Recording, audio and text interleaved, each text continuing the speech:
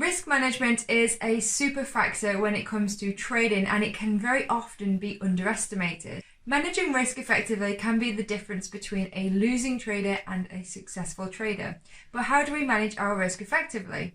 Well, there are different methods involved in managing risk, such as including a stop loss order, not over trading, not exposing yourselves to the markets more than you need to. But in this video, I'm going to be talking more about what you actually risk per trade.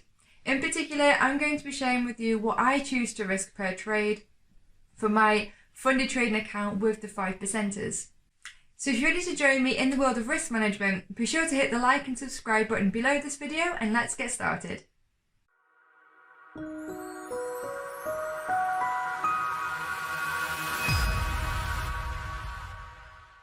When it comes to managing risk per trade, there are many different options that you can take, and it is quite a personal choice.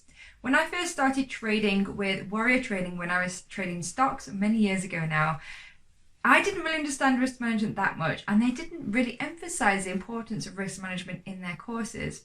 As a result, I found myself taking far too much risk, and eventually this just ended up in me losing money on my account. Since then, I have learned a lot more about the importance of risk management, and I incorporate those skills into my trading strategies today. So when it comes to calculating your lot size, when you are choosing your position size for a trade, the question should always be, what do I want to risk for this position? What do I want to risk per trade? What am I comfortable losing in this trade? Professional traders tend to risk between 1 to 2% of their overall account per trade. Very rarely do they risk more than 2%. There are a lot of other traders out there that on the surface appear to be making a lot of money, and they really build up this idea of getting rich quick, but underneath all they are doing is risking a lot of money and depending on pretty much luck to make their profits. What do I mean by this? Well, if you have a £1,000 account and you are risking 10% of your account per trade, per every trade you take, you're risking 10%, then that means that you only have 10 possible losers before your account hits bust. Because you are risking far too much per trade, let's move these figures around a little bit. So on the other hand, if you have the same £1,000 account and you are risking 1% of your account per trade, then yes, you are risking a lot less, and as a result your winners are also going to be smaller, but you are managing your risk effectively, and as a result you're going to have up to 100 losers before you would hit that zero in your account. Now you know yourself from your backtesting and from your trading plan and your strategy just how many losing trades you can take in a row when you are going through a period of max drawdown.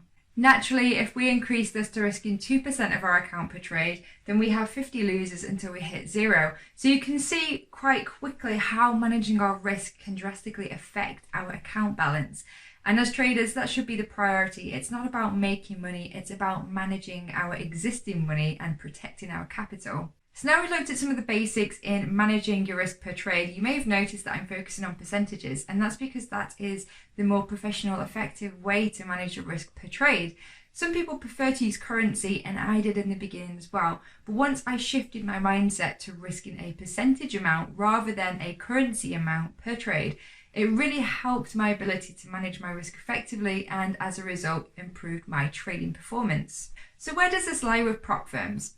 Well, this can be one of the tricky sides of prop firms, and why they do get a lot of bad rap, because it can be quite difficult to manage your risk with a prop firm effectively given the time constraints that they have on their challenges. What do I mean by that? Well, let's look at FTMO for example. They give you 30 days to hit their profit target, and you have to respect their max drawdown, which at the time of recording this video is a 10% target and 10% drawdown rate. Well, if you're risking 1% of that account per trade, you're still going to have 10 possible losers before you hit that max drawdown rate. So using our previous example, you can see that actually this is a very risky approach to trading. But given that a trader only has 30 days to complete the challenge, sometimes you have to take a bit more risk to have a chance at passing.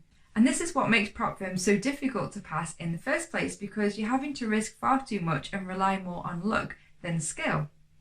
This is why I really prefer to use the prop firm, the 5%ers, because they give you a lot more time to pass their challenge, and they make it a lot more realistic for traders and help them to practice good trading habits. The 5%ers give you a max drawdown of 6% and a profit target, depending on which option you choose, of 6 or 7%. But they give you 6 months to pass these targets and respect the rules. Now, as I said before, everybody's different when it comes to calculating risk, and what works for one trader may not work for another.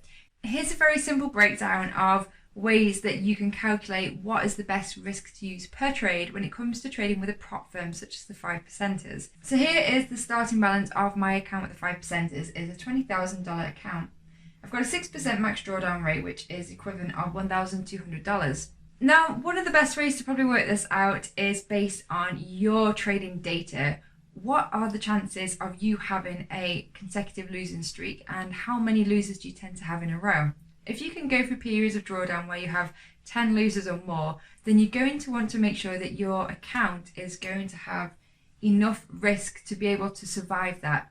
So for example, if you have a 0.6% risk per trade and then you have 10 losing trades in a row, you're going to hit the max drawdown and you're going to fail the challenge. If that is quite likely for your plan, because let's say that you aim for bigger trades but they happen less often and you tend to lose more often, then you'll want to take that into consideration with your risk management strategy.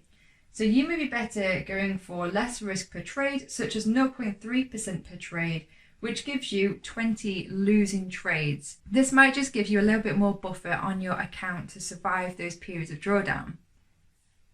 And the same applies if you feel like you need more potential losing trades, then you just risk a little bit less on your account. And you can change this up depending on whereabouts you are in your account. So for example, at the moment, I feel comfortable risking 0.3% risk per trade.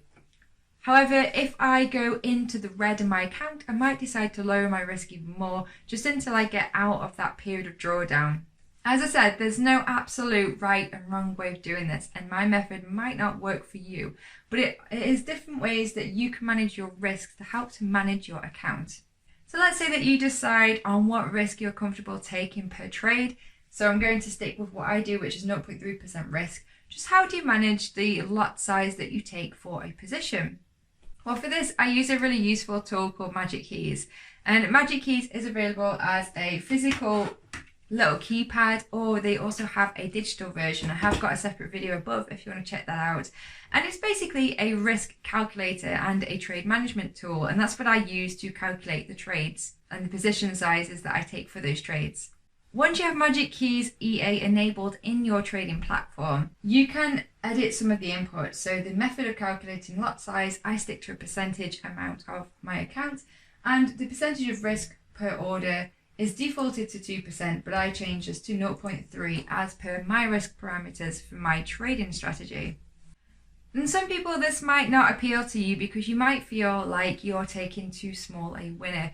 But this just isn't really the case with the 5%ers, because instead of trying to make large gains in a quick amount of time, you can rely on the fact that you're managing your risk effectively and you have time on your side. Taking this example, if we've got a 6% max drawdown rate, which we know gives us 20 losing trades with a 0.3% risk, if our target is 6%, we know that we need to have 20 winning trades with that same risk. For me personally, as I'm using 0.3% risk per trade, this means that 1R, 1 risk, 1 trade equals 0.3%. Well, I can work out that I need to have 20 winners, because 20 times 0.3 gives me 6, which is the target for the challenge. So if I divide the 20, which is what I need to hit to win, by 6 months, which is the time period I have, that gives me 3.3R. And that basically means that I need to aim to make 3.5R, 3.5 winning trades a month to be able to stay on target and hit the goal. When you work it out in this way, I don't know about you guys, but hitting 3.5 winners feels a lot more realistic than trying to aim for 10 winners, risking 1% per trade. One of the great features about the 5ers is that you can afford to take less risk and aim for fewer winners because you have time on your side. If you want to find some more information out about those, I have got a link below, and I have created a separate video as well with my experience, my review of the 5%ers, so make sure to check those out. Meanwhile, if you've enjoyed the video, please hit the like below and don't forget to subscribe to the channel, and I'll catch you in my next video. Thanks for watching. Bye!